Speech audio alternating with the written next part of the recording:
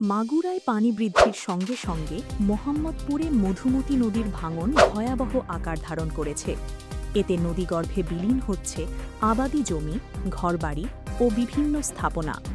ভাঙন কবলিত এলাকা পরিদর্শন করে দ্রুত ব্যবস্থা নেবার আশ্বাস দিয়েছেন উপজেলা নির্বাহী কর্মকর্তা। স্থানীয়রা জানান, পানি বাড়ার সাথে সাথে উপজেলার হরেকৃষ্ণপুর, ঝামা, বসুর ধুলজুড়ি ও ভোলানাথপুর সহ বেশ কয়েকটি এলাকায় মধুমতির ভাঙন তীব্র রূপ নিয়েছে। প্রতিনিয়ত নদীর পাড় ভেঙে পড়ায় বসতভিটা আর ফসল হারানোর চরম আতঙ্কে দিন কাটছে নদী পাড়ের মানুষের। সকালে হরেকৃষ্ণপুর ভাঙন কবলিত এলাকা এবং ঝামায় জিও ব্যাগ ডাম্পিংয়ের স্থান পরিদর্শন করেন উপজেলা নির্বাহী কর্মকর্তা বেদবতী মিস্ত্রি।